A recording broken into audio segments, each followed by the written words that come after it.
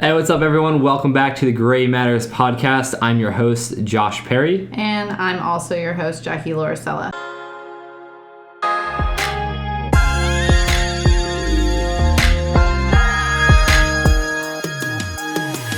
And today we're really excited because we have an amazing guest who traveled all the way from Maryland to hang out with us for the day. Well, not hang out with us. He came to visit some family and friends and hang out with us as well. It was mostly to hang out with us, though, I think. Yeah. But anyways, he has an amazing story, an amazing ambition to pursuing better in his life and helping serve and support people along the way.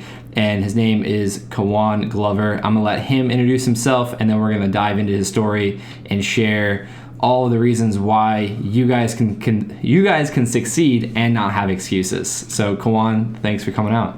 Hey guys, my name is Kawan Glover, like Josh said, 25. I am an avid reader, writer, and watcher of all things anime, drink of all things whiskey.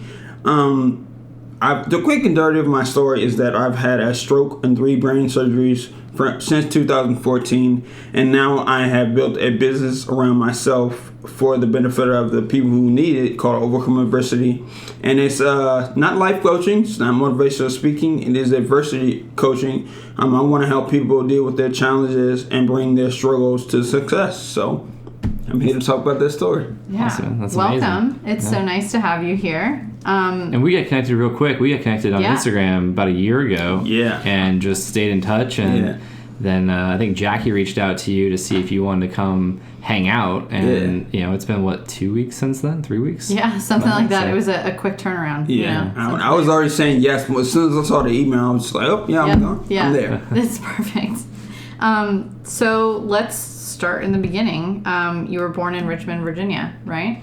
Yeah, I was born in Richmond, Virginia. I lived in a place called Churchill. They changed the name to the historic district, but we call it Churchill. I lived with my mom, my great grandma, and I started pre-K and into kindergarten down in Richmond. And then afterwards, around the age of 6, I moved to Upper Marlboro, Maryland, started school there, and lived there until I went to college.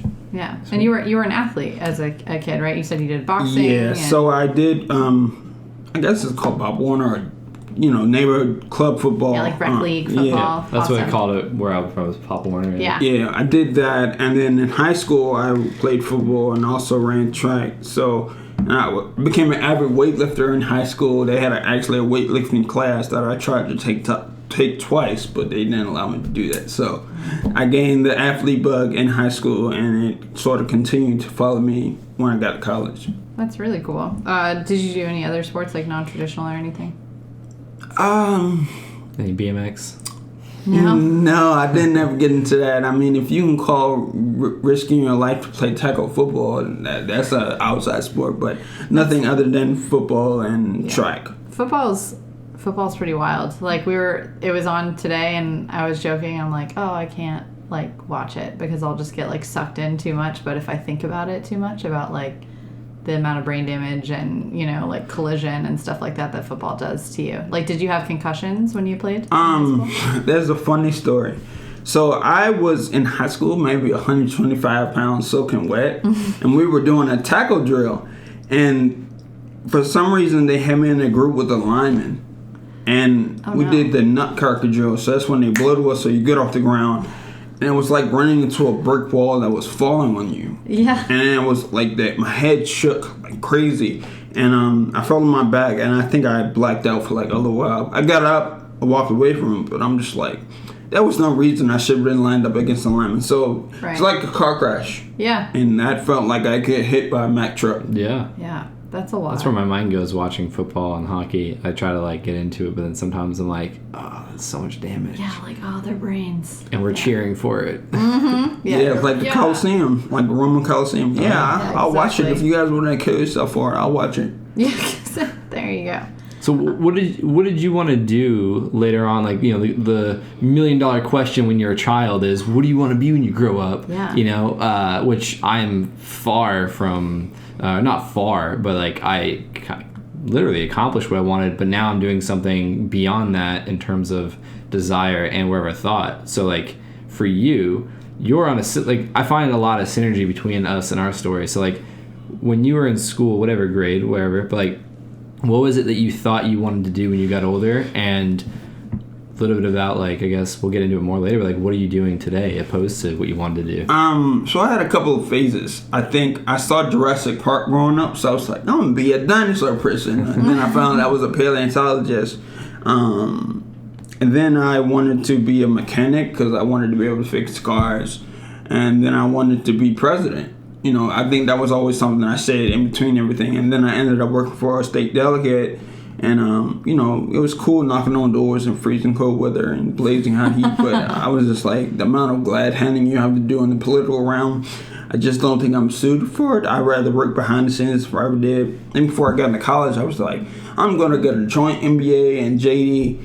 And I got into college and all that flew out the window. Like, I still think about being president someday, but I'm just like, it's a lot of politics. yeah, and it's not a job you can win at. You can't please everybody. So now, fast forward several years, I'm a coach, and as I said to you before, like, because of what happened to me and the experiences I had, it allowed me to see that I was built not to be an athlete, not to be a physical specimen, if you will, but more so to use the gifts, the lessons that I learned, the gifts that I have, and the gift of gab, and all the experiences and stories I've compiled into a knowledge pool that just seems limitless at this point. Like, I'm always coming up with something new to say or do to inspire, motivate, and propel other people to their success. So I'm not a spiritual guru.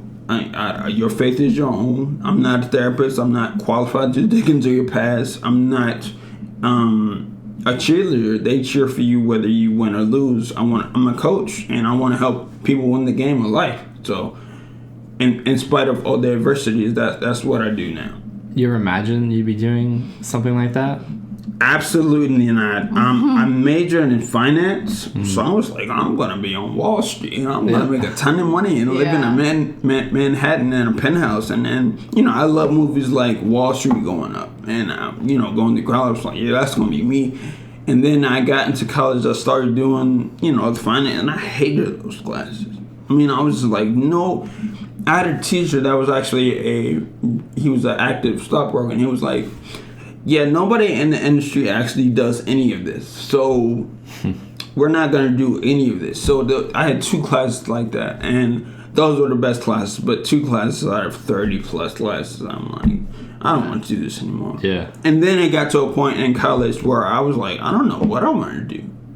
And that's when things started happening. I wanted to be really active on campus. I joined a fraternity, joined different organizations.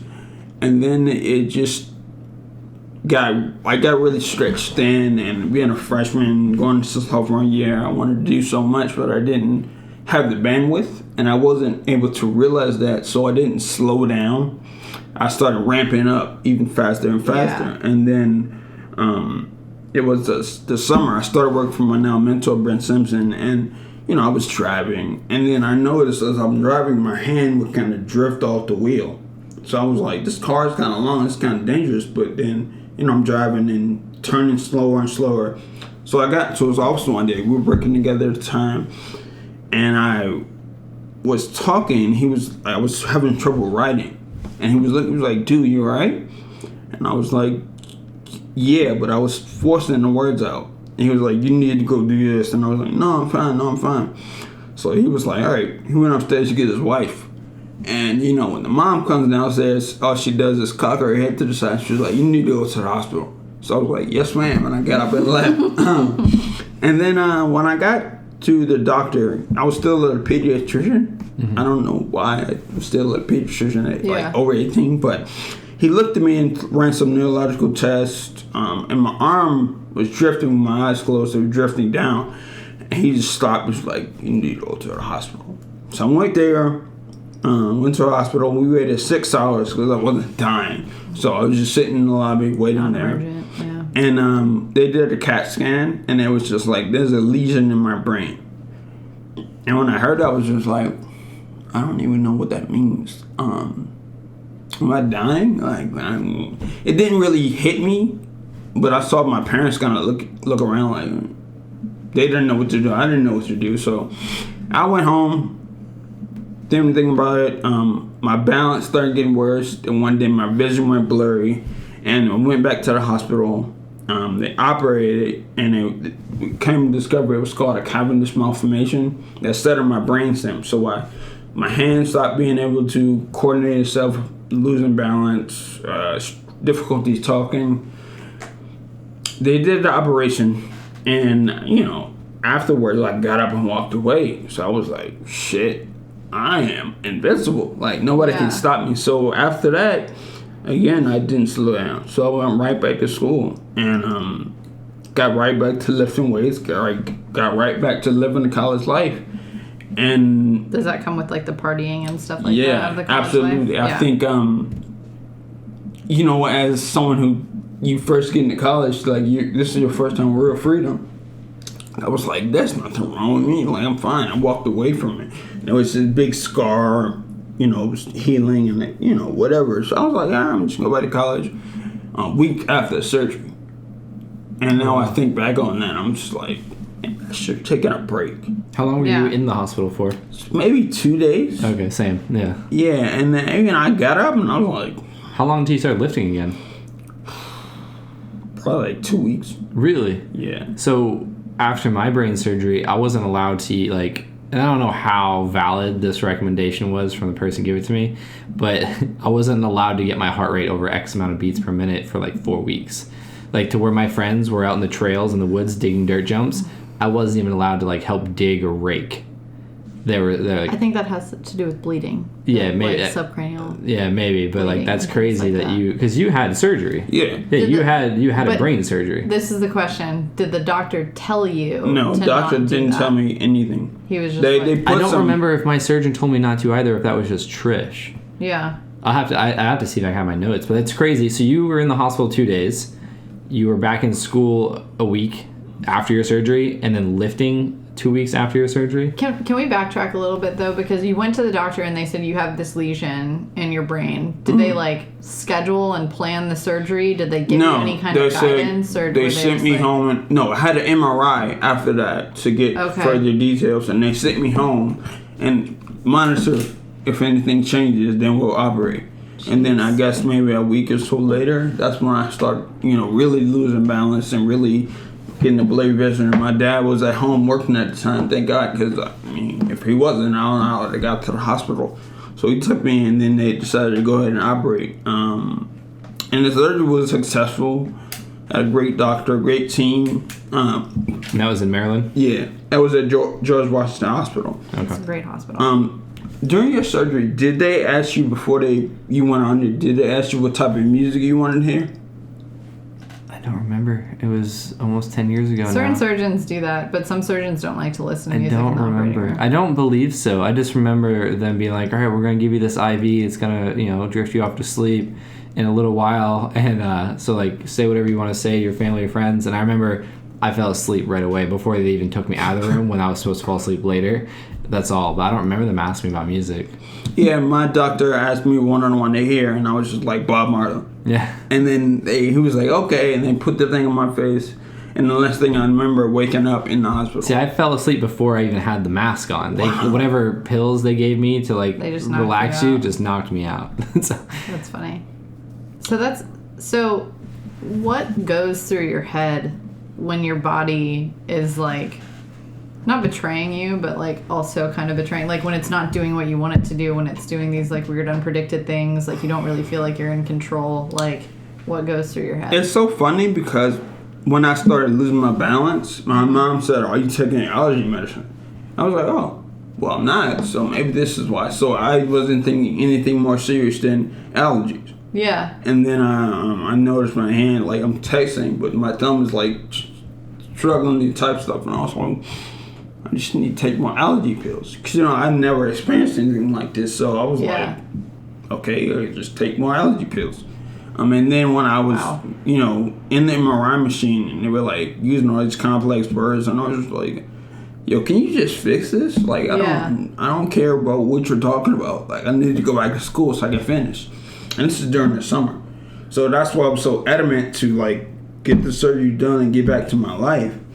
But there was telltale signs one was that my leg, when I was doing like chest flies, and one of the things that are reminiscent or they're leftovers from the surgery and stroke stuff is that when you snap your muscles, they vibrate like that. Yeah. So like when I was doing the chest press, my thigh would like do that, like shake uncontrollably, and I was like, this is weird. And then I started getting deeper into the semester, and my voice started talking like this, and I was like, oh crap. And then, you know, fast forward to I'm deeper into the semester, I'm getting active on campus, I'm doing a lot, and I should have taken the semester off. And then I had a headache that started maybe in the early morning. And then I went and did something on campus, and the headache lasted until the evening. And I was supposed to go to DC the next day for some type of event for networking. And then, you know, I tried to do homework, but the headache was like crippling. I had to leave class, and it was like clogging my thoughts. And I went to lay down, and I was like, I'm just gonna go to sleep. My mom called me, you're not going to DC, like yelling, and I'm like, whatever, I'm going to DC. And the headache ended up lasting for 13 hours. Holy cow. And I was in my dorm room. I was in an apartment called Courtyards. And then, you know, I was laying there, and I got up, and I was like, I'm tired of rolling around in my sleep. And then I had to throw up. So I kind of ran over to the bathroom, and I threw up water.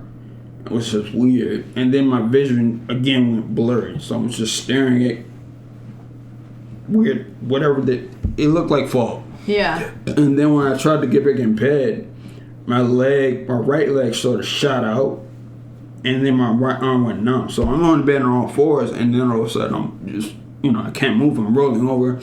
So I called the hospital, and I called my dad, and I was like, yeah, I think I'm having a stroke.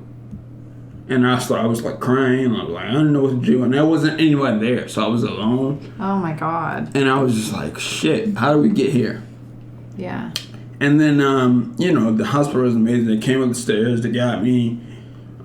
And then I went to the hospital, and I think something like paramedics came and got you, or did you call like health I called resources the on hospital. Campus, or, I called the hospital, and they came and got me. The reason it happened was another red flags on the discharge papers, in dark, bold letters. Do not consume alcohol. And that's all I did when I got back to school. And I was like, man, I knew it was different because when I was drinking, it wasn't getting me drunk. It was like my balance would be off, and I'd be kind of sloshy around campus. And I was like, this alcohol must not be strong. Yeah. And, you know, I think I had my first drink on September 12th. The surgery was October 16th. And it was a friend of mine's birthday, and we had a shot, and then it hit me kind of funny.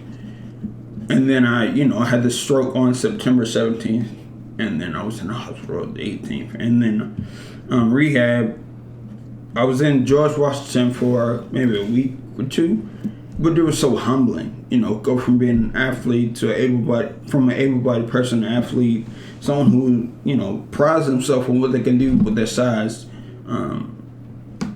You know, I'm half the man I used to be. I think that was really debilitating for me mentally and emotionally.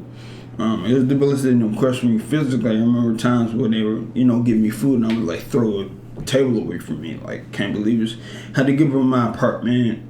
I didn't actually give it up. They held it for me, but it was just not what I expected. You know, at that point in my life, I wasn't even 21 yet. Yeah. So, yeah, that happened. Something that we've talked about prior to this recording, and that you just mentioned a couple things now, so two things. One, the alcohol similarities that we share. For me, before I got the MRI I accidentally found the brain tumor before my surgery, alcohol became a thing where it was every night, 2 to 3 beers I noticed would alleviate the pain in my head, and I wouldn't feel drunk or anything. I'd just feel like I wasn't suffering, like normal.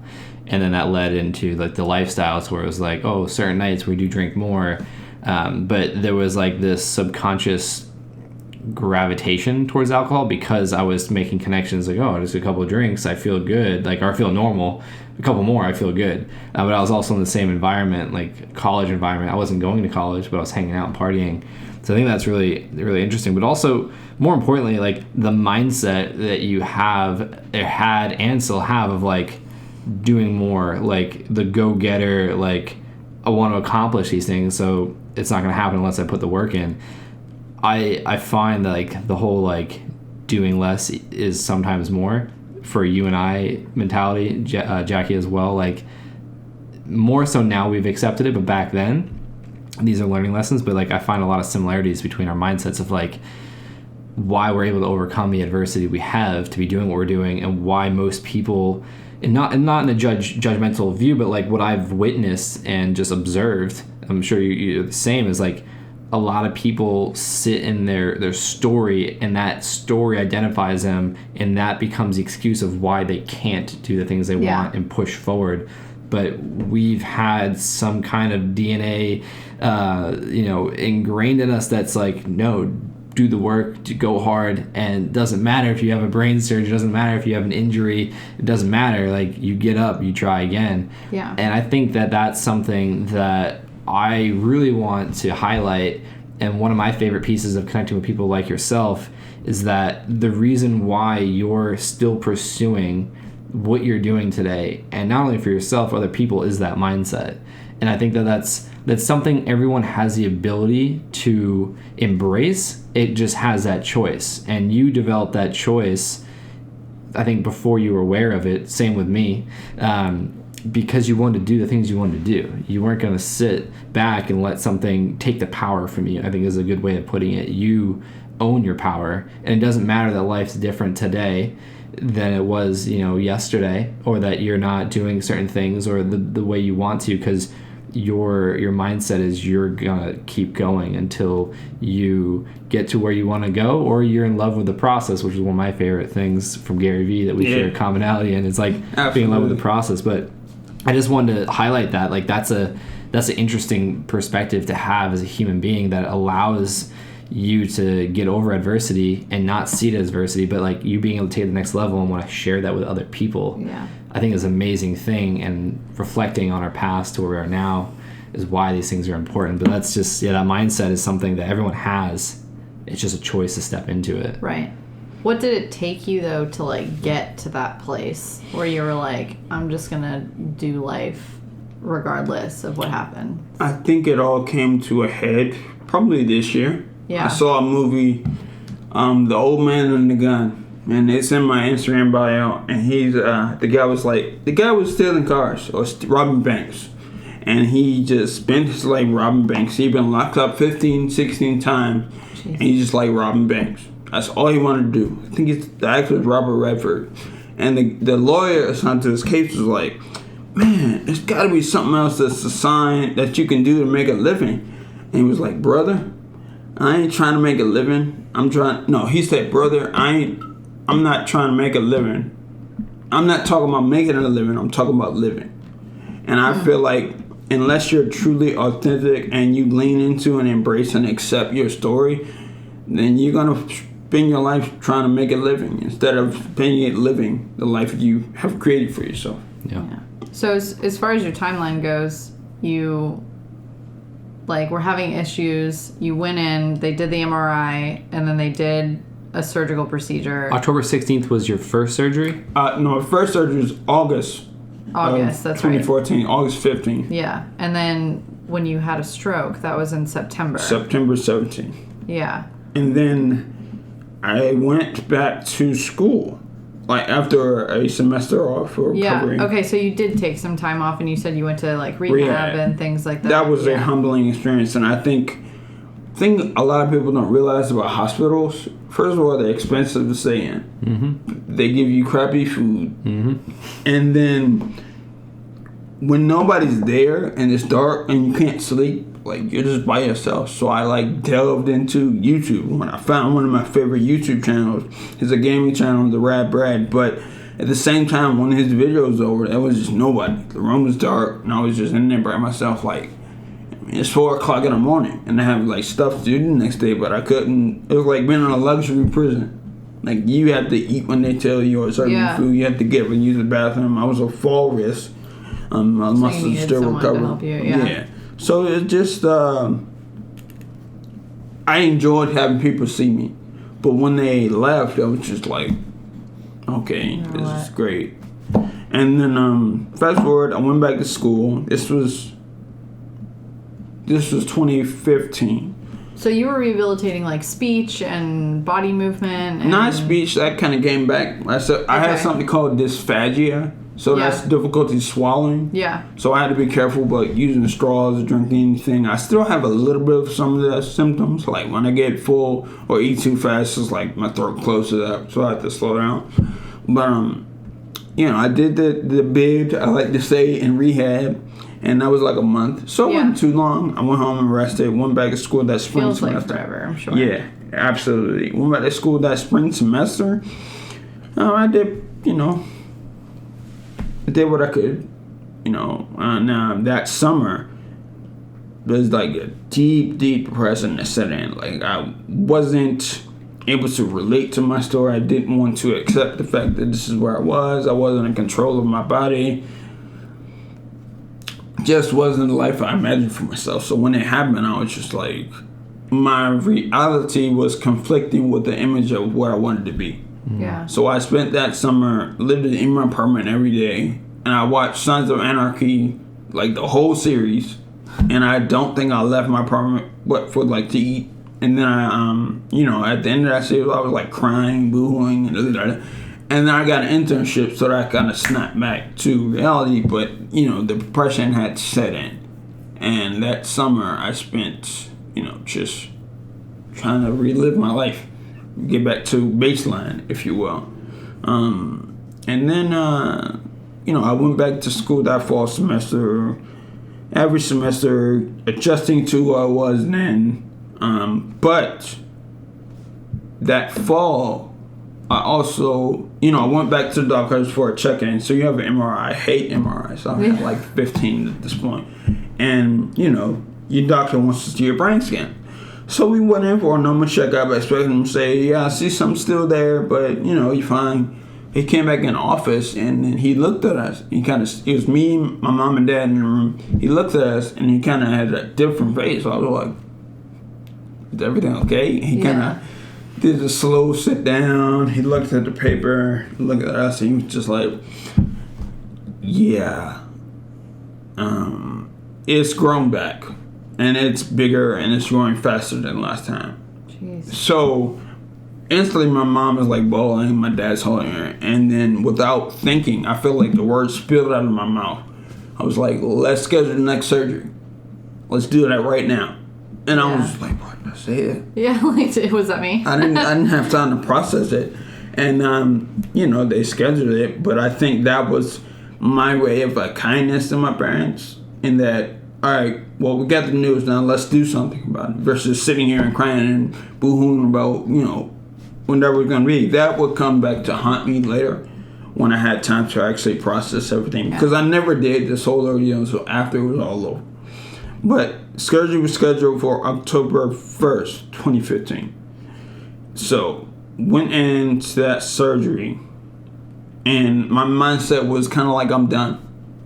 I don't care what happens. I don't really want to wake back up. I'm tired of struggling with this. I distinctly remember listening to the same song and had nothing to do with my surgery. It was just kind of ingrained in my memory. It was it was Future and Drake's. The tape came out. What Time to Be Alive. It was a song called Plastic Bag. I don't know why I just chose that song, and I listened to that on repeat until the surgery started. And the doctor mentioned a spinal tap, but I was like, what the hell is that? I'm not gonna wake up anyway, so it doesn't matter. And they did the surgery, and it was a different approach. So it was like the pack here, and it was also going to go through. No, but they're going to go through my nose, called an endonasal approach. And I think they said something like they're going to turn my brain off. And I was like, what the fuck does that mean? You can turn my brain? Is that possible? Yeah. So I went back there, fully expecting not to wake up, fully expecting for it to be over and just like, so I can just not exist. Like, I'm tired of this. And then the surgery's over, and then I woke up, and the first thing I thought was, fuck, I got to deal with this now. Like, I have to get up and keep going. Holy crap. I was like, shit. And I remember distinctly in the dream that I was having while my brain was off. I don't know how that's possible. Like, it was a stick figure, like, floating up against the rain, and, like, the rain was coming down, but it was like a beige canvas, sort of like these walls, and it was like a black stick figure floating up, and the rain was black, and then as the stick figure was floating up, it got like pushed back down, and then right after that I woke up. So I was like, what kind of spiritual stuff just happened to me? Yeah. Like, I don't know what to make of that. So I got up, and I was just like, fuck, here we go again. So that happened. Yeah. And is that where the larger scar is from? No. This surgery left a hole in my nose. Okay. And they went through my carotid arteries to get back to this part of my brain. I don't know how they did it. It was 2 doctors, one an endocrinologist surgeon and another neurosurgeon. He's out in Seattle now. But, they did a good job. But there were a lot of ramifications for turning your brain off. There's no blood flow, your brain's not working. So my lips are like black. You can peel the layer of skin off them. When I woke up, again, the spinal tap I mentioned earlier, I completely forgotten about it. Well, I didn't forget about me. When I was in the bed, it's hooked up, it draining fluid. And so this wasn't like a traditional spinal tap that most people hear where it's like they're extracting fluid for testing or whatever. This was like a spinal tap drain. Yeah. So it was in his spine, like in his, Yeah, it was just there. You said 5 days? Yeah. And That's crazy. like when I felt it, when I started feeling the effects and start moving, it was like yanking on my nerves. I was like, I wonder when they're gonna take this out. He was like, yeah, we're gonna live in there for 5 days. I was like, 5 days? Yeah. Kill me. Like, I don't know if I can do this. But obviously I did. I'm here. But it was if, like I said when we were eating earlier, if pain is on a scale from 1 to 10, this is a 37. Like, I don't know how to explain that kind of excruciating agony. It was the first time I said a cuss word in front of my grandma. But then they introduced me to opioids, like painkillers, fentanyl, Percocet.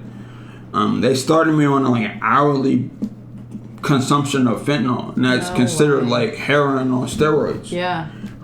So I became like a fiend. Like every hour, I'm looking at the clock, like please. Yeah. After a while, the fentanyl started to compress my chest, so I couldn't breathe, I couldn't laugh. So they stopped that and put me on Percocet. After a while, I can't remember how long I was in the hospital, but it was a bit longer. The last day of withdrawal was like getting hit by a truck. Yeah. But then I stopped those and went back to school. And I just didn't feel like I was there. This is what, I want to say fall 15. I started the pills, and then I went back to school spring 16 semester, and I started carrying around the Percocets, like in my pocket. And I remember mixing them with marijuana, and I sat in one place and looked at one direction, one thing on the wall, at a New Year's Eve function for like 3 hours. Like, and this was combining marijuana with Percocet? Yeah, and I was just like... Just out of it. Yeah, just there. And then, as I was carrying around the pill, I got into like cough syrup, like codeine, promethazine, that kind of thing. Oh. And at first, I was mixing it with like Jolly Ranchers and Sprite and all that kind of stuff. But it got so bad, it got to a point where it was just cough syrup, like a cup of cough syrup. And I'd be drinking out in public, and I remember like just being a zombie. And I would be at parties but not be there. And do you think that was more about like physical pain or like addiction, or do you think that was like your depression kind of coming back? Based on the stories I've heard about addiction, I would say that was low level, but it was definitely an emotional crutch. It wasn't was about all the things combined maybe leading to it? It was my subconscious acknowledging that I had a problem, but I wasn't consciously addressing it or recognizing it. It was Yeah. like my body, like, yo, there's something wrong. You should really look into this. And then I didn't. Yeah. So I'll just take some Percocets instead. And I remember Not deal with being it. at a party and like 3 Percocets back to back and just sitting on the floor. Oh and just my gosh. sound it out. And it was, I just remember being with people but not being there. Yeah. Like my mind is like elsewhere. Do you have friends and stuff from that time in your life that Yeah. like tell stories and everything? Was They it like probably don't. The thing about it, I like headed well. So there was people that I went out with that I wouldn't have known. They might have thought I was drunk or high or something like that, but not on any strong medication. I Yeah. didn't tell my mom about this till this year. You know, I don't think anybody knew but the people that were seeing me take the pills or, you know, whatever. And then, I don't know, you know, I have a very obsessive personality. So if I'm doing it, I'm going hard. If I'm not doing it, I'm not doing it at all. right? And then one day, I was just like, I'm not gaining anything from this. So I flushed him. So that's crazy that you were able to break that pattern That's with your amazing. personality, because after I went through Dr. Amon's SPECT imaging and we looked at my brain to show that I don't have addictive personality traits, that's why I've been able to like do certain things without becoming addicted. But so like the alcohol and pills, I resonate with that because before I was ever diagnosed, instead of the brain scans I was asking for, MRI, CAT scan, X-ray, something, so I was suffering for a year and a half with these migraines and vomiting and vision loss, classic symptoms. But they kept saying like, no, you're normal, you just have headaches, here's some pain pills. And I never took them because when I was younger, I took some pain pills and I projectile vomited. I They just thought upset it his was stomach that, so much. but it was actually I had the flu. So I always thought that, and I was always against taking pain meds, and I never messed with pills like recreationally. Had friends that did, but I was always focused on riding. The last time I went in for the headaches and the throwing up, and they denied me a scan again, I took the Percocets, but projectile vomited because I was an empty stomach, and they were like, I forget the. And your brain was about to explode. Yeah, they're also like it was whatever they used to measure them in. It was like an 8, like the Percocets. So it was like I forget what, like it was like Grams a or level, milligrams 8, or something like that per pill. But also I was like, I fit in because everyone was drinking and partying in Greenville, North Carolina. Yeah. But like I was like a on the DL like alcoholic. Like I'm like realizing over the last years. Because I had mentioned like I would just drink and the pain would go away. But something I never talked about publicly is, although I didn't take the pain pills, I had so many, I was selling them and making a bunch of money to pay bills. But one thing that's interesting that you mentioned is just like the level of pain that you experience. And I resonate a lot with this because it's something I believe, like, unless you experience something to where you fully grasp like you can comprehend that, your level of pain that you're in it's easy to see why that and the mindset you've been developing your whole life has put you on the path you're on with staying persistent and not just giving in or giving up, because like, you've already suffered the most you ever have in your life, so the rest of life is easy. Especially when looking at things like business, or like, oh, are they going to judge me, or oh, am I going to mess up? Like, there's no pain that comes like, from that. Fuck it, just do it. But like It so many doesn't people, matter. yeah, exactly. So many people sit in fear when there's no physical pain that's gonna come. But with someone like yourself that's gone through immense pain that I can't even comprehend, like it's easy to see why you're able to move forward the way you are without like feeling sorry for yourself and like without wanting more. And I think that's really cool to recognize. Yeah, I think my journey, I'm not special. And that's something I always maintain for myself. Like, these things happen to me, but they've also made me who I am. And whoever experiences their unique challenges, those are the challenges, those amalgamations of experiences are what make you who you are. What I was on the way down here, and I had another, I don't know why the memory popped up, but it wasn't my first time with kind of overusing drugs, like overusing pills. I had a crook in my neck when I was like 14, 15, and it was, I got naproxen, it's a muscle relaxer, Yeah. And I remember, not using all the pills, and maybe a year or so later, it was my birthday and Christmas. And for some reason, like, I used to get birthday blues, like really bad depression around my birthday. And I remember, I don't want to see the calls come in, and, I'm just going to sleep through the day. And I always say that to myself every year. Like, I want to sleep through my birthday. I don't want anybody to say happy birthday. I don't want to be sung to. I don't want any guests. Just leave me the fuck alone. And then I had those pills, and I don't know why they're with me in my grandma's house, but I downed like 4. And I was at the dinner table, Christmas morning, breakfast or dinner or something, and I was just like head down, and my dad was like, "You all right?" And I feel like I was sleeping. I was about to go to sleep. Muscle relaxers just make you like limp. Yeah. So I dealt with that for a while, and I would take them on and off. I guess sports maybe kick those, because you need your muscles for sports. So I stopped taking those, and then they expired, and I never looked for them again. But that was the first time. And then alcoholism. When I first got to college, it would be like Tuesday, and I would drink the nasty shit like V8 Splash and vodka while I was doing my homework. And that would be a weekly thing. Yeah. And I was just like, what the fuck am I doing? Why am I doing this? Yeah. But it just continued until, I joined a fraternity and I started doing more on campus, so alcohol wasn't important because it would diminish what I could do on campus. So it wasn't ever a physical dependence. I think it was mostly emotional, mental. Like, I was prone to depression, but you don't have to succumb to that belief, the story you create for yourself. And that's what I did most of my life.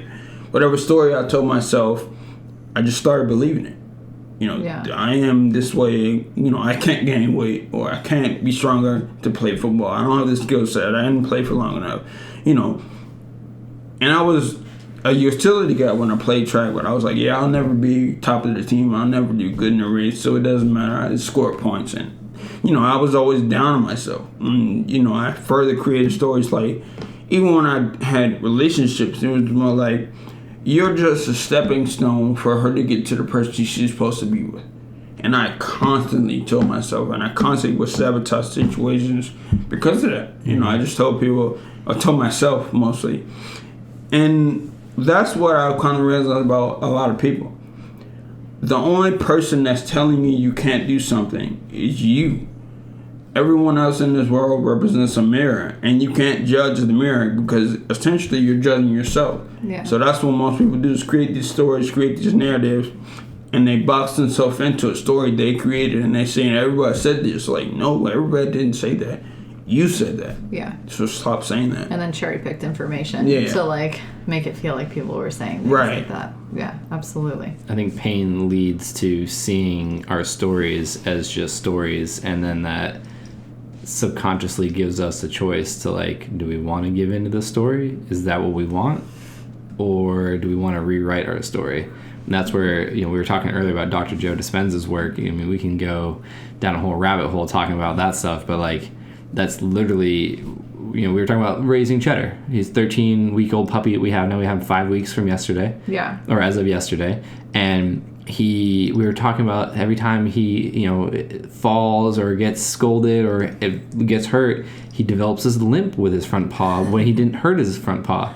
And Jackie was like, well, maybe when he was, younger before we got him, he hurt his paw and it caused pain, and that's what his memory created an experience out of that became part of his personality. So anytime now he feels any kind of pain, he limps with his paw.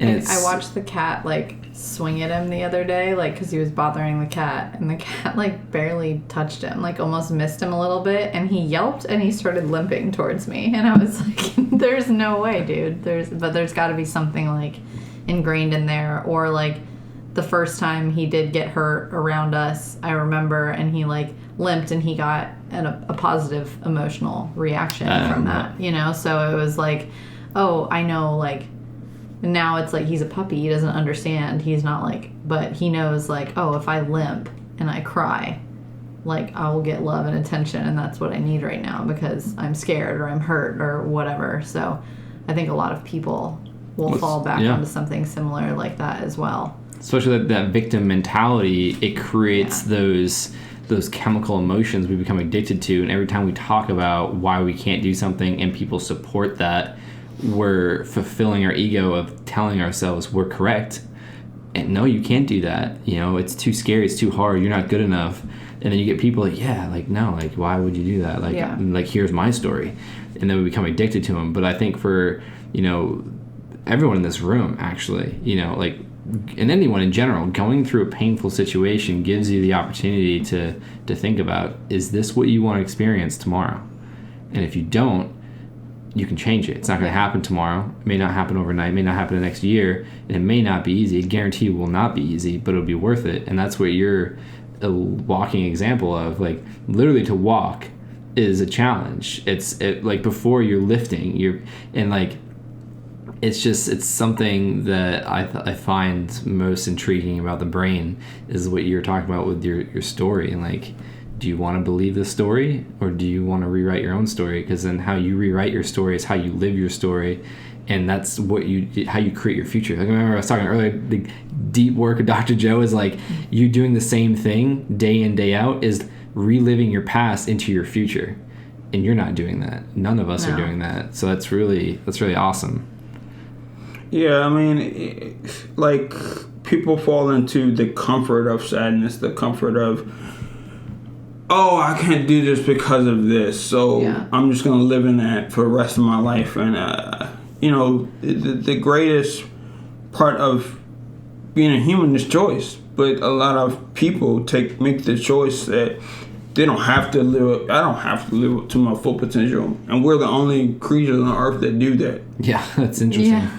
It's actually really interesting. Yeah. And I don't know why we choose to do that. Like, if you have the capacity, it also has to do with the mindset in relation to time. Like, we're the only living things that are conscious of time, right? Like, yeah. Well, I think that's like that's a deep dive in itself. But humans are the only people that don't live up to their full potential. I think that's like, as being top of the food chain, like, that's probably our natural selection, because if all of us were like constantly trying to like live up to our full potential, like, the world would probably be, we also create stress, though. Pretty chaotic. Yeah. Animals don't create stress. They respond to stress and they move on with their day. Like, Dr. Joe talks about it, like a deer senses a survival moment, stress kicks in, and then it goes and continues grazing after. Yeah. Humans live in stress every day. Well, that's what I mean. I think that's part of like our, process of elimination or survival of the fittest, if you will. Like, who's gonna like succumb to this stress? Like, who's gonna like let it influence how they live their daily life? Because there's not things trying to eat us and attack us. So it's like, that's very much, something that's happening. It kind of seemed like you broke a really serious pattern, though, in your life. Like, it kind of seemed like you had a subconscious predisposition to using substances to deal with deeper things that are happening. And do you feel like you've moved out of that? Like, you're past that? Yeah. I think it was so I wouldn't have to deal with them, because I wasn't equipped or knowledgeable on how to deal with those emotional, those traumas. It's an escape from the reality. It was absolutely escapism is what I would call it. Like, even now I experience some of it. Like, when I watch movies, I get really engrossed. So like, when the movie's over, I'm like, oh shit, I'm in my living room. Yeah, like I'm not fighting that alien. Yeah. I'm not digging for that trigger. We were watching the movie the other night, and I was just like, there was like a fight scene or something, and I was like tensing up, and I was like, we were watching The Matrix, and Josh got we were watching The Matrix, which is a mind fuck of itself. Yeah. But, yeah. And let me ask you this, Josh. Like, do you feel, and I asked you the same thing, Jackie, like, my empathy is like skyrocketed.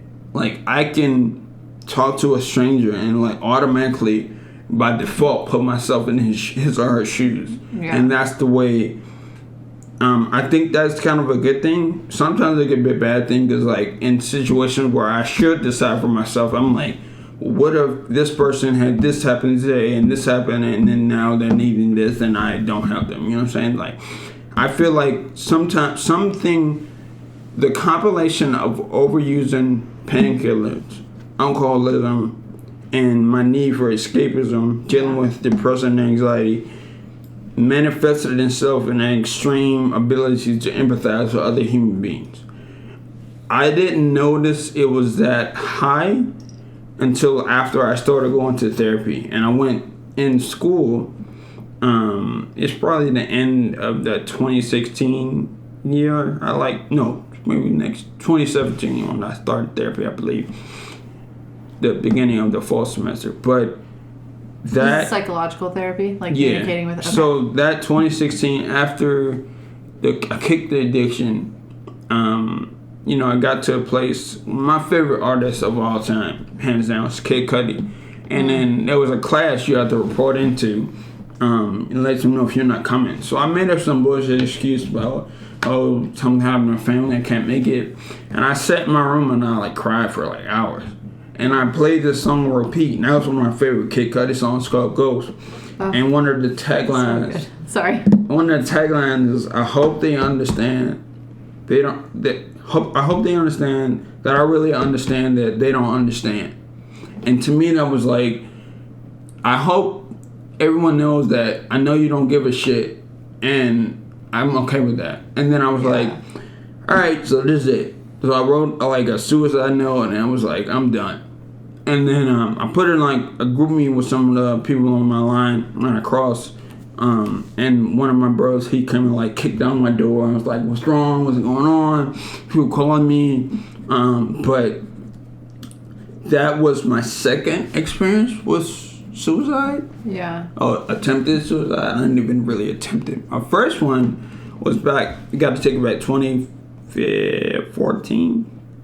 And I was, I don't know what happened. I got a text. We got in the car. I was raging in the school garage. And, I was totally drunk, blacked out. And I started punching stuff around campus. And I got to a point where we were walking back up to the dorms. And there was a car coming up the road. And I was I don't know what, the switch just flipped. And I was just yep, I'm done. And I walked off the curb. And the car was coming. And one of my bros, he grabbed me. But I don't think even he realizes yet that he saved my life. Because I was fully ready to just fuck it. That was intentional. That was not an accidental step off the curb. Because, if I was sober, I would have thought about it. But, when you don't have those ambitions, it was just I'm done. Was that, after you That was before everything. That was before everything. So that was before the summer, all that stuff. So that was spring semester 2014. So that was 8 months before the surgery. Do you think that was a byproduct of what was manifesting in your brain that you didn't know about? Because I think about that with a lot of things I experienced for years leading up to my diagnosis, is especially watching Grey's Anatomy and learning about when what's her name, Derek's sister, has that brain tumor diagnosis, and her personality changes after they remove it, or they were afraid of that, or whatever. And how I've shifted. It could be the experience and the consciousness, but I think about the things I would do and say and feel, wonder if that was really truly me or the pain I was living in. Yeah. I think pain does a lot of really weird things to your psyche. That's what it sounds like. I mean, you. I don't want to be presumptuous or insulting, but it kind of seems like you've had some mental health struggles throughout your life and things like that. So it was just almost when I was a little boy, I saw my great grandma, the one that I lived in her house when I was little. She died, and I saw her son, my great uncle, carry her up the stairs. But I thought that was when she died. So I thought, in my mind, I interpreted that as that I saw someone die. And that, and that then as I got older, somebody robbed the house and broke in and stuff. So that was my trauma as a child that I don't think I ever addressed. So that and now my dad's side of the family was prone to depression. So that I feel like I adopted that story, and it eventually I wouldn't say it was a stoic until maybe now, but then I was there was a movie, Get Rich or Die Trying, and she was most people hide their emotions, you bury yours. Well, I feel like I put mine in a tomb.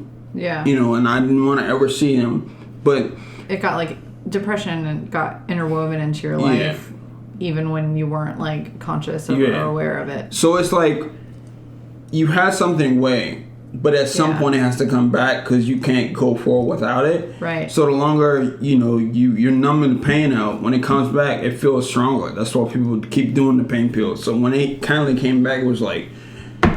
That's what you said. It felt like you got hit by a truck. Yeah. Yeah. It was an experience, but after that whole saga, I kind of did well. I was like, I'm gonna graduate in maybe a year or so, and then that fall semester, started therapy, got my mind right, and I finished school. I still have one course left, but I walked across the stage.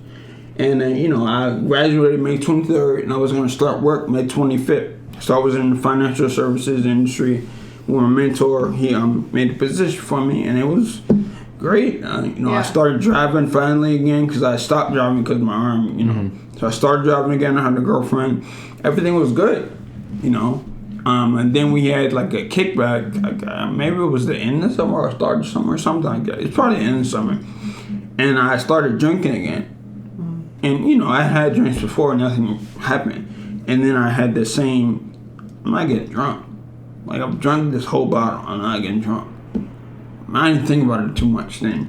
And then days, I would go to the gym, I'm squatting. And it would feel like when you get up and get lightheaded, like when I'm squatting, I was like blacking out kind of sort of. And I kept going to the gym, kept feeling that. And I started having the headaches again. And, it started deteriorating. I had scheduled an appointment with a doctor. I went down there. She happened to not be in. She left a message, but she wasn't in. So I went back to work, and then Brent was looking at me while I was recording. We used to do lives back then. Still do Thursdays, 2:30. And then he was like, "Are you sure you're all right?" And I was like, no, I need to go to the hospital. So I went to the hospital. They kept me overnight, monitoring me, doing all these tests. Now they bleed. Then I went same process as the first time. I went back home, monitor. Something got worse, blur vision, all that. So I'm back in there. And then the doctor was just like, "Yeah, I don't have what it takes to do the surgery." So this is the third surgery you're looking at? Yeah. Okay. And this is around September, so this is a month out. And it was just like, I don't... This is like a year from your previous... So this is... My first was in 2014, second 2015, right. Third 2017. Okay. And then he was just like, I don't have what it takes to do this. You're going to have to find another doctor. And he hooked us up with somebody up in New Jersey. So we went up there to visit him, Dr. James Cadlew. And, we talked, he seemed really calm, like he knew what he was doing. Went out, insurance, so we got to think about the money. And he told us how much he wanted from the surgery, and then went to the financial office. Didn't go through insurance? No. What? So they was just like, you're not covered, and then my dad was kind of mad, and my mom was just like, well, so this is, when that mindset kicks in, like either you're going to die, or you're going to do something about it. So I think Brent or my grandma, both of them told me, you just make a GoFundMe. And I was like, I guess. Maybe I'll get a couple $1,000. And I'm good at writing. So I can create a narrative. So I pressed my story into a post. It's still up there now.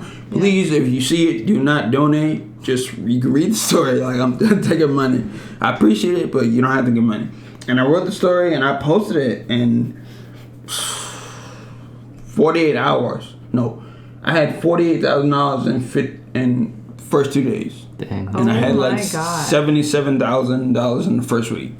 And I was like, shit. That is wild. What am I going to do with all this money? Have surgery. I was like... Surgery sounds good. Yeah. I was like, okay. Well, people really... And it went like viral. It was trending. I was doing articles with different news publications. Diamondback on campus. Greek fraternities and sororities reaching out to me, the chapter on campus, my friends, family, everybody was like chiming in. My favorite motivational speaker, Les Brown, actually did 2 videos for me and sent it to me, so I was like on the cloud 9 at that point. But we still were looking for a doctor. And then we went to Johns Hopkins to see another surgeon, and he kind of looked at me, and this is where I related to your story. he looked at me and he was just kind of assessing the results and kind of standing offish. And he was like, yeah, if he doesn't get the surgery, he's going to die. And I was just like, that's the first time I ever heard that. So Yeah. it was almost like an awkward moment. Like, nobody said anything. He just stood there and looked. And he scheduled a meeting with radiation. And I was like, I don't need fucking radiation. I didn't need surgery. And then he sent me to her and we met. And by then, my body was deteriorating. You know what I'm saying? Like, I didn't have functionality in my right side. This whole side of my limbs went numb. At this point, the phase droop started happening. All this is numb. My eyeball was stuck in this direction. So I looked like a cross-eyed psychopath. I shaved my head bald. I was just like, I'm just gonna start over. And then, still looking for doctors, people calling in and giving me suggestions. The news wanted to do articles on me. And then my dad was like, I don't really trust the press. I don't want them to turn you into a political prop.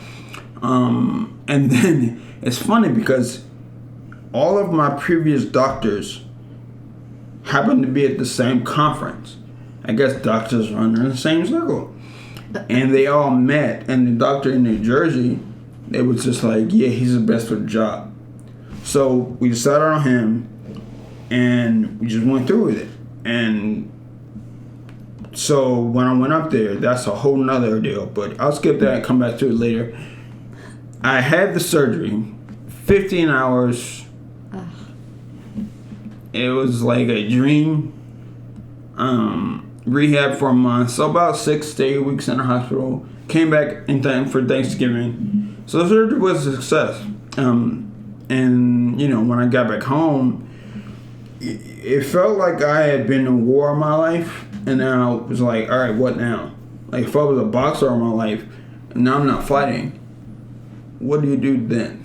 Yeah. What's the next for me? So it felt final. It felt like it was over. It was over, but I was like, but it can't be over. Yeah. Like, I'm built to fight.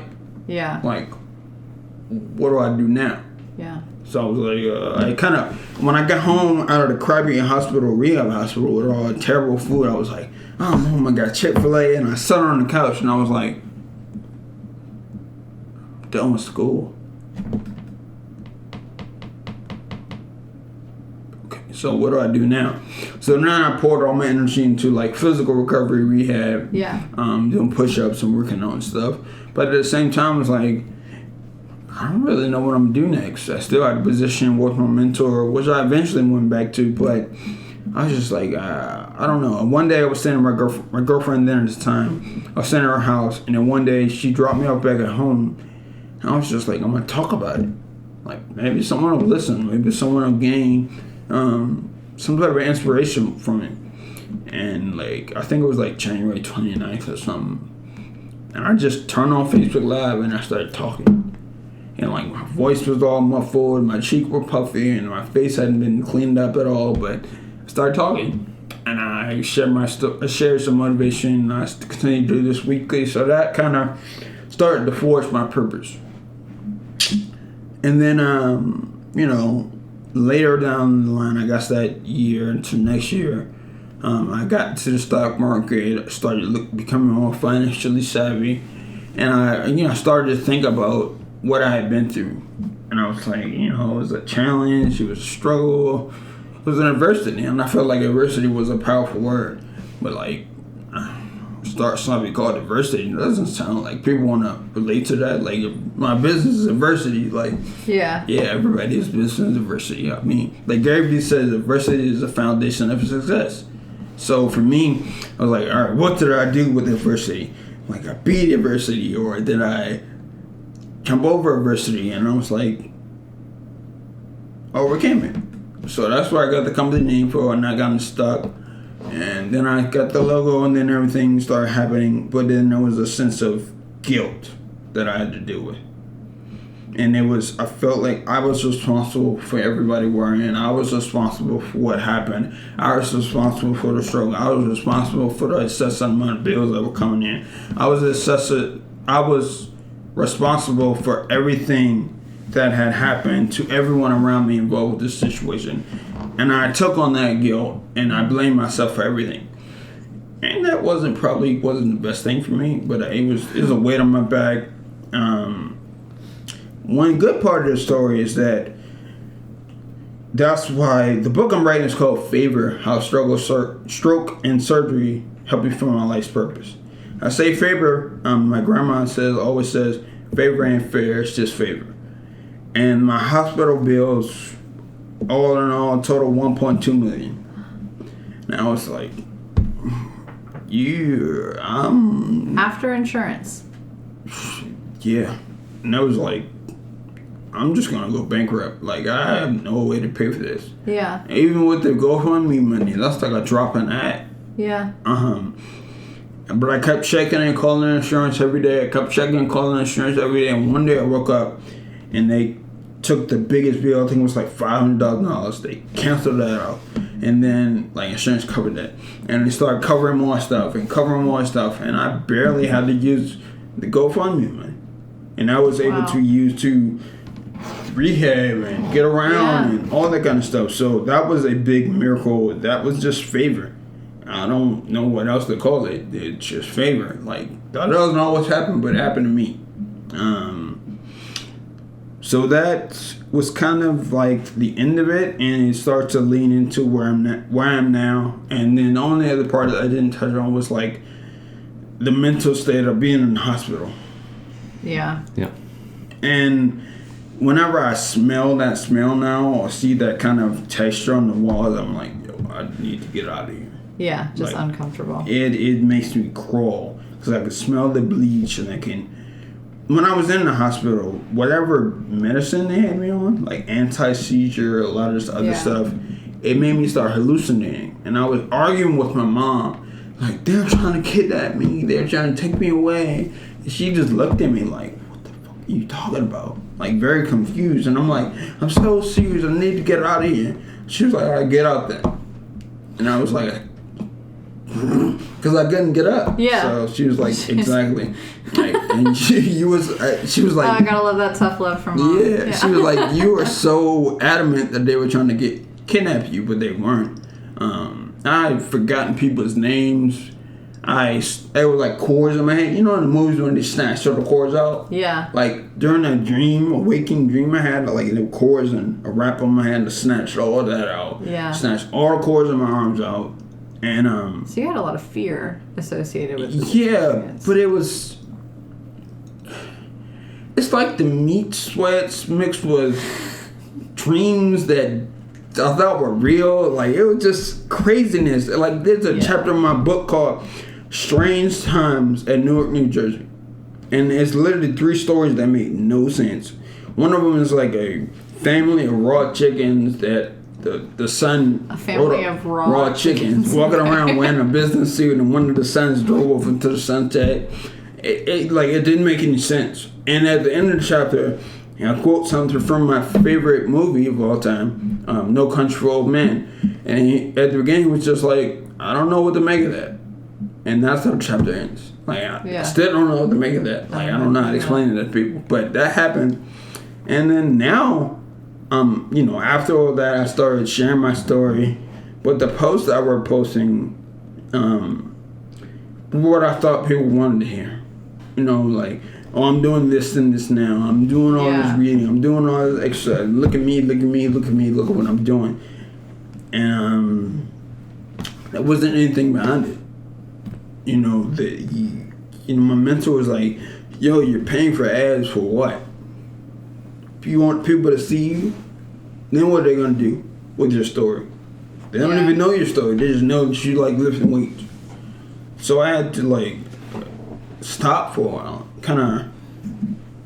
I took some breaks, but I continued to do it until probably about this year. And he sat me down and was just like, look, man, either you say you're doing this business, you started this business because... Who did this? Who saw you? My Brent Simpson, my mentor. Mm-hmm. He said, you're doing this business because of your story, but no, you're not. You keep living this duality of a life, like, you treat this as something that happened to you, but it's in the past. And what you don't realize is this made you who you are. And if you don't start sharing your story wholly and honestly, like you get the likes on the pictures and the follows, but like people can't really relate because like they want to hear about the struggle. They want to see how you got through it. And you talk about overcoming adversity. I don't know how you overcame adversity because I don't see any overcoming. I just see what you're doing now. Mm-hmm. So that's when I changed everything, and I changed my Instagram to my name. Like, this is who I am. This is what I've been through. And I laid all my skeletons on the table. And like, this is probably my second time saying that story in totality. Like that's my story, and I'm sticking to it. Well, thank you for sharing. Yeah. That's awesome. It's like that J. Cole quote, like, there's beauty in the struggle. Yeah. And I think Instagram wouldn't let me use that video, that song. Oh, man, yeah. They should, though.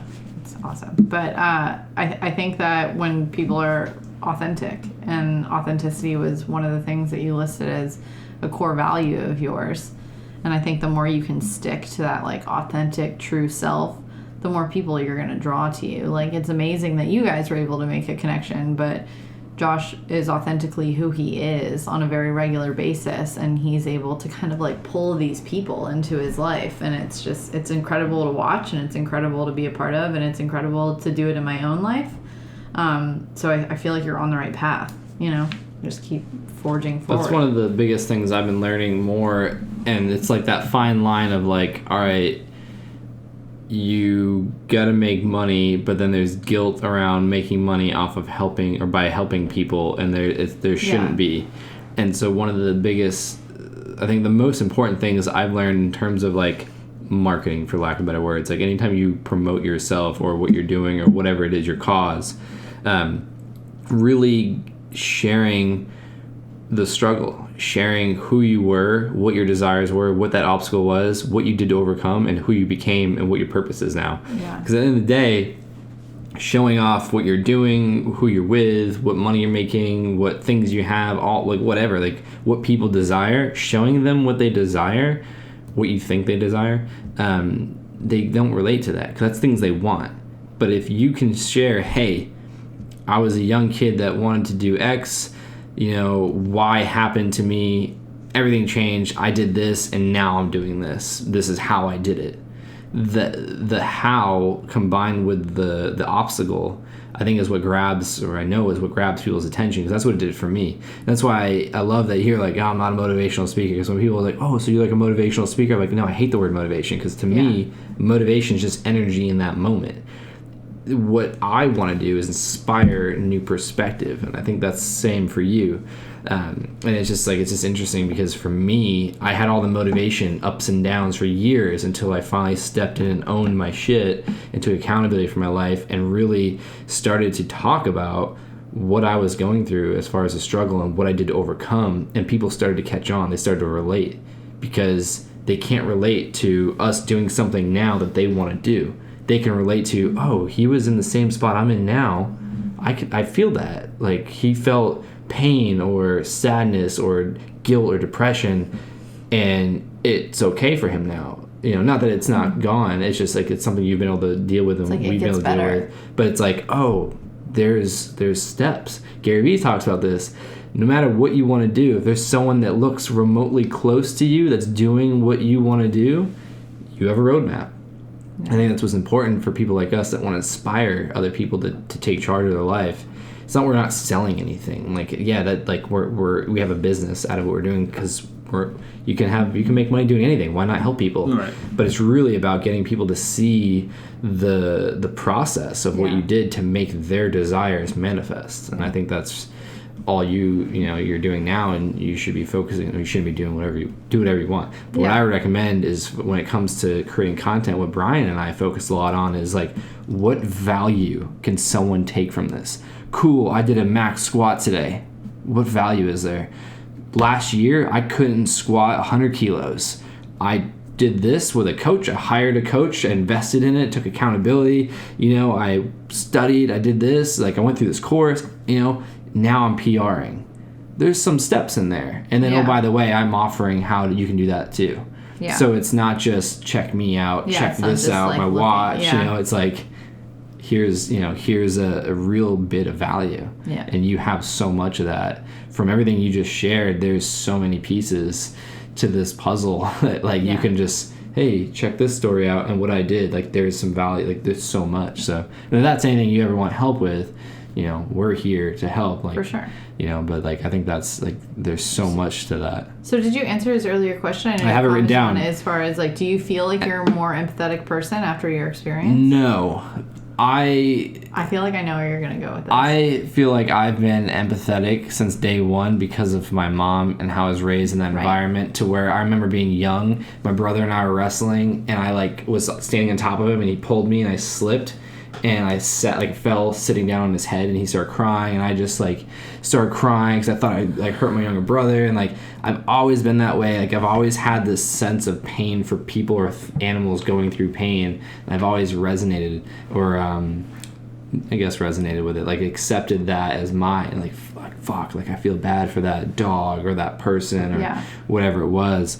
As I got older, went through an abusive, relationship with a stepfather, all that, had to suppress all my emotions, because that was you got to be a man. You're what are you doing, crying or feeling pain? That's not, and so I think I suppressed it even though I felt it and expressed it, and that fucked up a lot of relationships I was in, until I started to actually, one of the last long-term relationship I had before I was with Jackie really helped me open up my feelings and my thoughts. But then I think it was just a brain dump, and so overwhelmed that person, and there was other issues. But to where I am now, I'm conscious of that empathy. And actually, Brian and I experienced this at an event I spoke at in May. There was so much support for the words I had to share that people felt comfortable sharing their story with me, their pain, their suffering. One, no one asked how I was doing. I just was getting all of their negativity. Not that they meant it like that. They were just felt comfortable to share. I was absorbing all that to the point where I was actually in tears with some of the stories, and I was having to hold myself together. I didn't have a release to shake all that off. And then I learned later on that there's different things that people like Tony Robbins or whoever, maybe Kerwin Ray does this a lot, before and after. Being an empathetic person and giving so much of yourself, you're going to receive so much from people in doing so. And you have to find a way to get that off of you.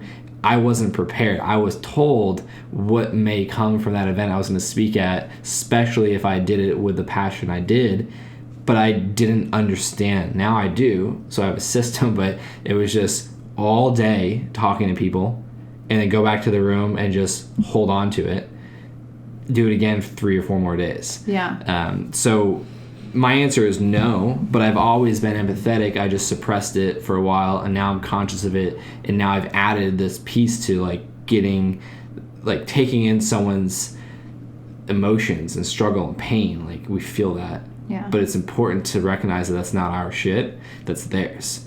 And we can relate because we're empathetic. We can, support them, but we can't let it affect us. And Jackie, we've had these conversations so long, we took on other people's pain. And then, you get, this is a whole other thing. When you get into Dr. Joe's work, I think, shit, I caused the brain tumors. Because I was a child, I wasn't taught how to deal with these traumatic experiences. I held into it. All that energy was just vibrating in a negative way, just manifested over time. And that's where I see a lot of similarities with what you shared. And then, so reverse engineering it, what's cool is looking into any, surface area of Dr. Joe's work, it's you can change that story. Yeah. You can change the chemistry of your brain and your body by your thoughts.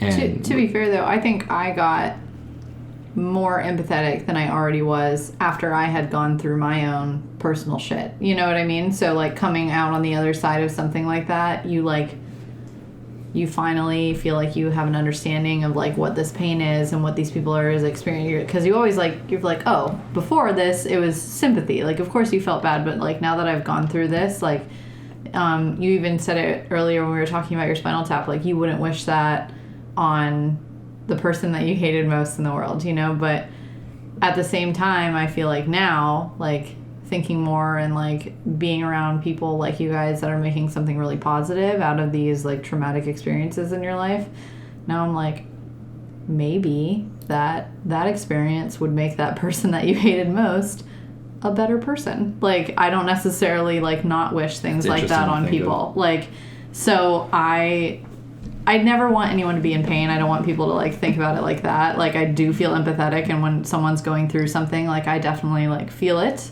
And I can tell, like, when people are going through things, and I feel like I have that. But I don't necessarily feel as bad for people that are in pain. Like, because to me, it's like, oh, but, like, this isn't it. Like, you know, just, like, keep pushing forward. Like, I would never... What is the quote? Pain is inevitable, suffering is a choice. Yeah, exactly. That's the difference, I think, because you can recognize from an outside perspective someone's pain.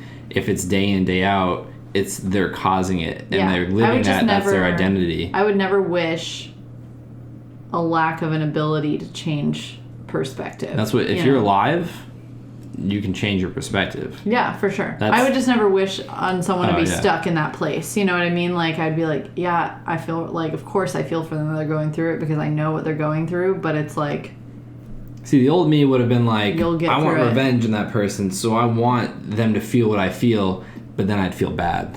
Yeah. Now there's just, I don't want anyone to feel pain. I want people to just learn. That's why, I say in my talks, like, I'm here to share what I learned from not prioritizing the health of my brain. I find that I get along with people more or better that have been through some shit. So I because there's that relatabiliness. Like, you and everybody has a struggle in their life. I know, had I not gone through anything that I've gone through, I wouldn't be who I am today. I wouldn't be into the things I am. I wouldn't have been, I don't know, like, into being public about anything, let alone connecting with a stranger I didn't know. Yeah. And then taking another level, inviting them to my house, like that. Like, I probably wouldn't be happy today because I wasn't happy then, even though I was living my dream. And that's why, do you know the hip hop artist NF? No. You may enjoy some of his music, but he talks about one of his songs, became a millionaire, living my dream, still depressed. I thought this was gonna help. I thought making a bunch of money, having a top number one hit song and a record label and all this would go away. It didn't go away. Yeah. Because he didn't fix what was inside. I was, living my dream. I wasn't making millions of dollars, but I was traveling the world doing my thing, and I wasn't happy. And it took that brain tumor diagnosis to start where I am today, and it took 2 more times after that to really get me where I am. That seems to be we have so many parallels, but one of the things that I see right now is reminder. Okay, I got it, and then things seem to be sweet. I still live with 4 brain tumors. I mean, you still live, with the lesion. So what is a lesion? You're the medical professional. What is the difference between a lesion and a tumor?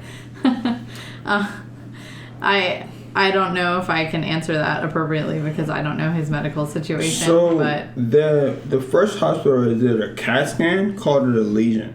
Well, when I went to get an MRI, they called it a cavernous malformation. So that's like a bunch of blood vessels that clot together, but it's not a tumor. A lesion can technically be like just a spot on an MRI. They don't really. So just know it represents the MRI itself. Yours was very clearly a mass. Yeah. Yours wasn't like a weird shadow on part of your brain or whatever. Yeah, they just called it a lesion. Where I was going with that was we had these reminders, these wake up calls to be like, oh, you can choose how to move forward your life. Yeah. And that's what I know you're reading a couple books, and same with me. But one, I would definitely highly recommend prioritizing the next 3 books you get into is reading Becoming Supernatural by Dr. Joe Dispenza. That the story he starts the book off with this woman, in which she was able to do with just changing her thoughts and staying persistent for over a year. It's really phenomenal. And then seeing a lot of these things I've been learning and implementing, and same with you, becoming more conscious of the power we have, I think is something that people are scared of. Yeah. But they haven't gone through something life or death like us, so it's easy for us to see that perspective. And I think that's one of my favorite things we share is like, hey, I went through this and this helped me change. You don't have to. So you can make a choice today. What pulled you out of that? Because you have dealt with depression and you were dealing with an immense amount of pain and a pretty severe change of lifestyle. This last surgery, when all that money was coming in, I was just like, oh, this is great. But, I didn't really feel connected to the experience because I was struggling you know, and I just felt like I owed it to everybody to be better. So that's what I portrayed. You know, they donate all this money, they get invested all this time. It's a lot of pressure. Yeah, and I was just like, oh shit, well, I have to be better now. Like, I can't say they gave me all this money and nothing happened. I think it was when I realized who I was doing it for was everybody but me. Wow. And I was just like, my self-worth had become below zero. It's negative. Yeah. Like, my biggest problem was that I based my self-worth, my value, on what I could provide for other people. And when I stopped, like, there was a point when I was with my girlfriend at the time, like, she would leave and I'd be by myself and I would instantly be sad because, like, there's nobody around me right now that I can provide value to. So I am valueless. I am worthless. There's nobody here for me to do anything for. And, you know, that's why I posted those videos, took all those nice pictures. But when I started doing this because I wanted to make myself be more valuable, to direct my purpose, like, for me, I feel like my purpose is selfish now. Like, I do this because I get joy around sharing my story and helping other people be inspired. Thing, isn't it? Yeah. Like, I am, like, Denzel Washington said, like, giving to others is the most selfish thing you can do in this world. And I generally feel like that because I love this shit. Like, if nobody, you know, responded to me, I would still keep posting, I would still keep motivating others, I would still keep spreading my story because people need, there's somebody out there, even the most active followers are not the people that need to see your message. It's the people that don't like, don't comment, they'll see your stuff and immediately implement into their life. Those are the people you impact the most. And that's why my goal is to live to age 100 and impact 1 billion people on the way. I'm not sure what that impact is going to look like, but I don't know how I'm going to document it, but I'm going to get there. I really love people actualizing their true selves and reaching their maximum potential. And this is the only way I know how to do it. Yeah. And I feel like now, if I stop doing that, if I stop chasing my purpose, if I stop living my truth, I'm going to die. So that's a great motivator to get that shit moving because I'm not ready to die yet. Yeah, exactly. It's just, that's what I want to do. Yeah. That's how I got out of it. When I realized I could add value to other people and be happy about doing it and then feel good on the inside and feel value and do it for me almost more than I do for them. Yeah. I was like, wow. Game changer. This is powerful. Yeah, absolutely. And then when I started addressing the issues in psychotherapy, that also unlocked some new stuff. And I'm able to, what I do now is spend a lot of time in self-introspection. So I'm constantly having conversations with myself in my head. I'm watching my thoughts, I'm meditating, I'm stretching, I'm doing yoga. And because I live alone, I'm in this guy upstairs, but I live alone, there's no one around to, like, be in your ear about stuff. Like, you just hear your own thoughts and you're cataloging and analyzing. And, you know, one of the things I realize is that people, they get sad, they get depressed. It's like, oh yeah, I'm sad, I'm depressed. When they get happy or joyful, it's like, am I really happy? This is too good to be true. It can't be happening. I don't believe this. And it's like, I switch that. Yeah. Like, when I get sad or feel anxious, I'm like, are you really anxious? Are you really depressed? There's nothing on. Like, where are you right now? Sure? You're sitting at your dinner table eating dinner. There's nothing wrong right now. You're really sad. You're not really sad. That's an interesting thing about society now. It's like, with so many different reasons why we're almost trained to suffer and to accept suffering, and good, like a good, great life is only for select people, but that's not us. Like, that's almost like what society, like, trains you to believe. And so it is like, oh, I'll accept negative, like, I'm feeling negative, like depressed, anxious, stressed, whatever it is. And then, like he said, like, oh, I'm happy. Like, is it okay to feel happy? Like, is this real? This can't be real. But it's like, why not flip that? But that takes effort. It's so easy to play the victim card, and, you know, I always say, like, I argue that it takes the same amount of energy either way, but really, does it? Or does it take more energy to go the victim route? because when you do decide, no, I don't want this, because like I believe like what we tolerate is what we accept in life. And so for so long, if you're tolerating shit, and then all of a sudden you're like, no, I don't want shit. I want to be clean, like, you know, metaphorically speaking. I want like a good, happy life. Like, it takes so much more time and effort to get out of that place you were. But like, you know, like I think like you and I share that, like, you don't have to be like that. Yeah. You don't have to wait for something like we had as a wake-up call to like show you that it just takes the power of your thought. But because they don't fully believe what we believe, they're not going to do the work that we've done. Yeah, we've already done that's our that. goal, is to get them to believe what we believe and to make the changes. Let me be your guide. Like, I've already been through Shit's Creek, and I'm coming out pretty muddy. That's why you're an amazing coach. You're not teaching theory. Yeah. You're not coaching people to coach when you've never coached. Yeah. You're not teaching a theory. You're teaching your life. Like you said earlier, and I didn't like this. You said earlier you don't know life. Like, you do though. Like, you've gone through more life in your young years than most people 3 times your age ever will. That's something that you and I went through at a young age. So the fact that you've done that gives you all the credibility in the world that you would ever need to justify why you're able to help someone and coach them through life. And you mentioned earlier you're not their cheerleader. It's funny because I word how I approach coaching is like, I'm your tour guide and your cheerleader. Like, I'm your guide, but I'm also going to like cheer you on to keep going, but I'm going to throw you back on the path and kick you in the ass to go again when you get off. Right. Yeah. So it's just funny how we have different perspectives on it, but I think at the end of the day, like, our goal, our mission is, we're serving and supporting. But if you break that down, what is it we want to do? And like, I'm not trying to speak for you, but my understanding is like, we want to impact people's thoughts and perspectives. Because ultimately, if people can believe what we believe is what's helped us, they'll do the work and they'll get the benefit from those changes. But until they believe our message, which is not hard to do when you're like speaking like we do with passion and, you know, empathy, that is what it is. It's like, that's what, you know, even like selling a product, like, you're not trying to educate on the product, you're not trying to sell the product, you're trying to sell the change of perspective, why they need your product or your service. Yeah. Like, if you can get people to believe the solution you're providing that you've implemented, which is why storytelling is so important, then that's it. Yeah, and I like the tour guide analogy because, like, you know, take it from a business perspective, your job as a salesperson is to take the person over the bridge from doubt to, like, I'll buy the product, and it's a journey. You know what I'm saying? And we're taking the people that are listening to us and listening to you in different communities on our journey. You can see where we fell off, where we had the pitfalls, where we did things wrong. Yeah. And hearing that you don't have to do what we did, you don't have to experience what we experienced.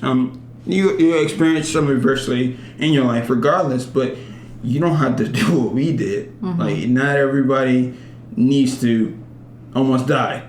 Well, so if So, you like, think about, That's where the term trailblazer comes from. And it's so funny because people think of like a trailblaze and they probably just think of like a person who's, but if you actually like go hiking or go backpacking, like, trailblazes are trail markers where people have like set up routes to travel through that's the safest. There's warnings if there's like bridges, if something's wrong, if it's dangerous, like, they don't go that way. So as a coach, you're literally a trailblazer. Like, you're teaching people how to use the path that you used, or so how funny. to like navigate the path of It's so funny you use that word trailblazer. I literally, the first time I really spoke publicly, I was getting an award for being a trailblazer. It was called Really? the guy that wrote the Boondocks.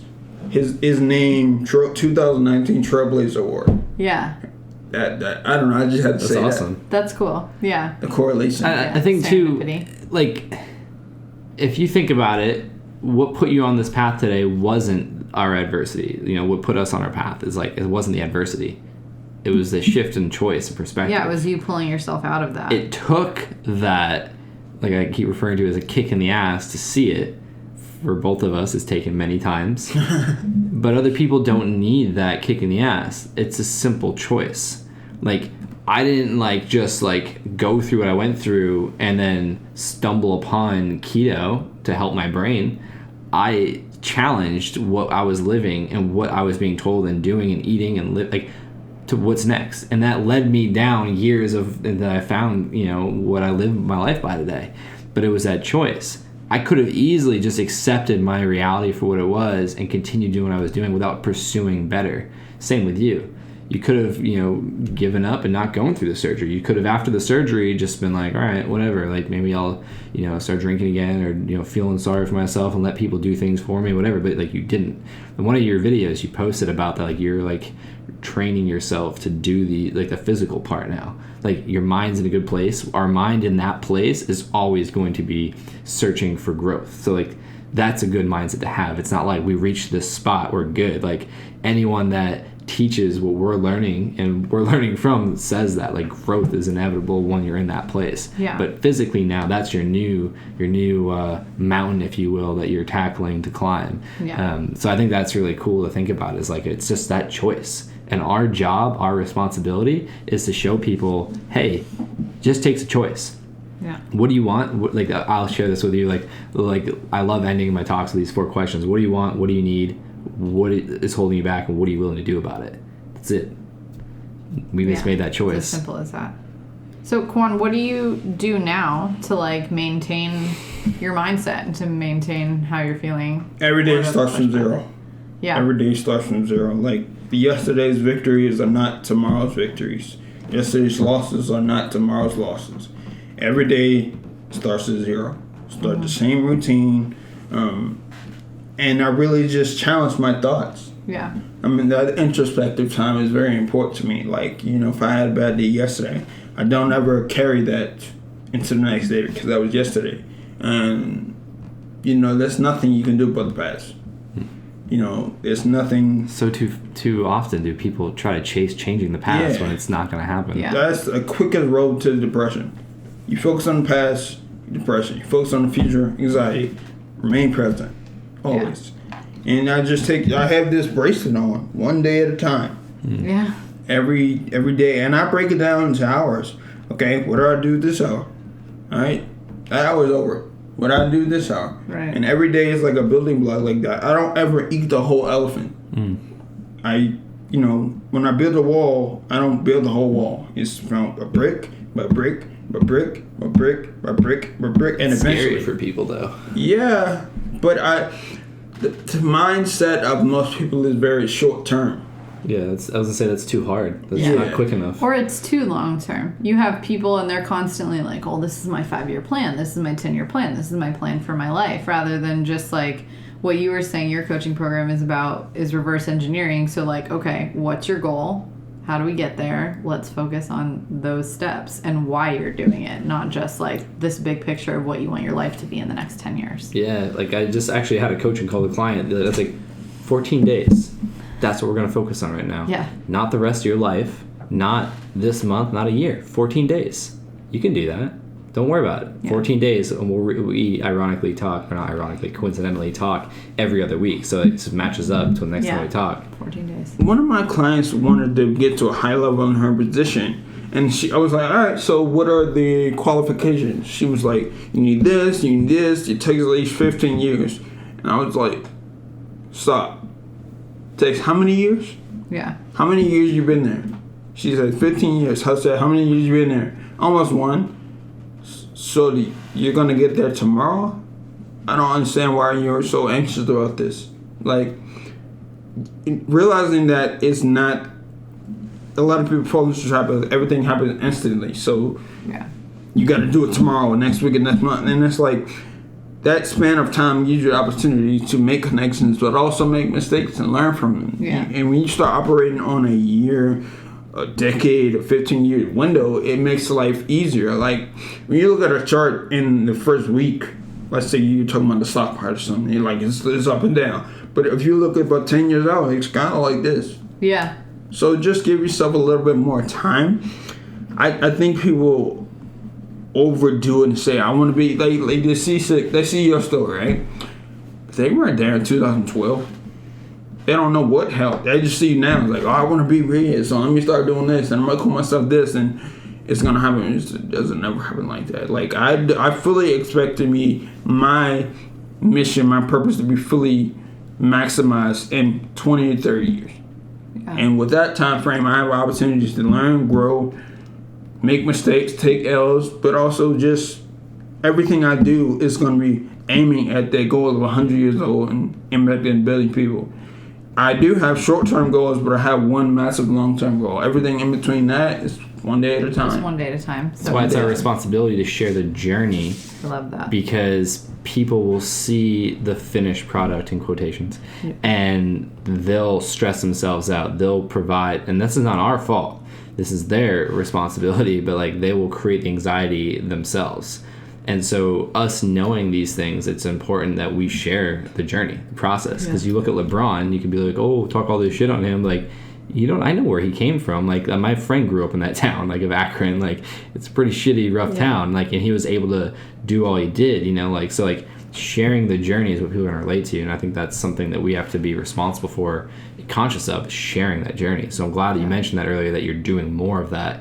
Because that's what's going to be the differentiator of getting you to that next level of reaching that goal of affecting a billion people, you know, or impacting a billion people. Yeah, and even the video I posted today, like now I'm looking at it like, why didn't I ever post this? And like I didn't want to, I think at the time, because it made me look weak or like, you know, feeble, but it's part of this journey people need to see. I think the last thing that I think we should touch on, I loved your answer to this question. I asked you, what would you tell a younger you? Do you remember what your response was? Slow down. Yeah. You know, I was going to a an event, and Gary Vee was there, Tony Robbins was there, and I was going down on the campus, and the most difficult thing for me is going uphill. The most dangerous thing for me is going downhill, because the braids that I wear doesn't really moderate how fast I'm walking. Okay. So when I walk and it's not acting correctly, I can like stumble and fall and like break bones because I can't brace myself. And your brace sends like electrical impulses into your muscles. Based on my gait. Yeah. Okay. But downhill is dangerous for a lot of people. Anyways, just in general. So it's even more dangerous. So I was rushing to the bus, and I haven't run in 4 years. So it's like I'm dragging my right leg, and I fell. And I like busted up my knee and my elbow and stuff, and I posted it, and my mom was like crying and be like, you need to slow down. And whenever I feel like something is not going the way I expect it to, I immediately like, and when I slow it down, it just works. Things make more sense. Yeah. And then the other part was like, feel something. Yeah. It's okay. Like I believe that as a man, you know, don't cry, don't express emotion, don't feel pain. It's just part of life. And as a man, you can't show that. It's a weakness. And now, I don't care. Like I am who I am. You're not gonna define me by how I express or how I live my life. You know, what I feel is what I feel. Like I will cry in a minute in a movie theater and not feel no type of way about it, or express some type of sadness or pain that I'm feeling and feel no type of way about it. But I think my biggest superpower right now is vulnerability. Like everything is on the table. There's not. If you've seen the movie 8 Mile, at the end of the last rap battle, he just put everything on the table. Now what are you gonna say? My favorite scene of the movie. Yeah, Josh references that all the time. Like, what are people going to say? If you own everything about yourself, like, what are people going to say about you? That takes so much power away from other people is when you just own every flaw you have. And you're just like, oh, I'm not afraid. I mean, it made me who I am. Yeah, and it's like, it's my life. There it is. So we didn't call it a flaw. Like, that's a strong word. It's just the reality. Yeah, that's just what happened. This is my life. This is me who I am. Yeah. And take it or leave it, but there's not shit you can tell me. That's a good superpower. That's rare in today's society, is to like own everything, have it out, be vulnerable, be authentic, be on purpose to help other people through all that. Yeah. That's a rare quality, and stoked to have you a part of our friendship now, and actually get to meet in person. Yeah, it's been awesome. This was dope. Appreciate you sharing. Yeah. I appreciate sharing, man. It's all out there, just me, and that's my story, and I'm sticking to it. Right. Where can people reach you or learn more about your story? You can follow me on social media at Kawan Glover on Instagram at Kawan_Glover. So you spell that KAWANGL. We'll be sure to put that. Yeah, we'll put it on the show links for sure. You can also follow my coaching pages. I'm on social media. Overcome Adversity LLC on LinkedIn. at Overcome University LLC on Instagram. There's a Twitter. I forget the ad name because I don't use that much. But I'd really rather, you can follow me, but I'd really rather you follow your dreams because they can take you a lot farther than I can. But if you need some help on the way, there you go. I'm I like here. that. Yeah, that's good. I like that too. And we'll put all that in the notes, and Yeah. I have a feeling there's stuff we'll be doing in the future to get Of some course. ideas. Like he Absolutely. said, he's working on a book, so stay tuned for that. Is there a name for the book yet? Okay, so the book is called Favor: How right. You How said that. Struggle, Stroke, and Surgery Helped Me Find My Life's Purpose. Mm-hmm. And I plan to do a series of 3 books coming out in 25-year intervals under my name. And then I'm going to do like a stage name, another series of books. I have like 15, 20 I'm going to write in those. So Really cool. things are on the way. Things are happening. This is just the start, man. This is a great course. freaking start. Yeah. Oh, and if anyone has any questions, any stories they want to share, get my number from Jackie, Josh, or email me Overcome Adversity It all today. happens in the DMs. DM me, email me, share your story. We can have a conversation. I'm open to it, man. I'm here. Yeah. Love it. Excellent. We'll make sure we have all that contact information down in the description. But this has been awesome. Thank you again so much. Can't express Thanks for enough coming all the way gratitude. out here. Yeah. And we got to make a trip. It's been a while since we've been up in that area, so we want to. We like DC a lot. We like Yeah, taking let the me know train when you guys around. come up. So yeah, we'll make Absolutely. that happen soon. Yeah. Before it gets too cold, like last time we were there, and it was just like freezing. You So want to hurry up. It then. was get out there in the hard, fall time. We'll take them to that what was it, the Mexican restaurant with the Italian meatballs that you said were better than your Yeah, the that was ones you had. That was a rough phone So- call with my Sicilian father, telling him that I had the best meatballs of my life at this Mexican restaurant. I can Yeah. imagine. Yeah. We'll hang out again soon. But yeah, thank you so much for coming out. I know we got plans for the rest of the evening, Yeah. so it's gonna be fun. But And lots of love and gratitude to all of our listeners who are sticking with us. yeah, if you made it this far, as always, we appreciate you severely, whether you made it this far or not. But if you did, special thank you, because Like a very aggressive appreciation. it is, because Severe attention appreciation. and people's time is very valuable, and to have someone Yes. stick around this long,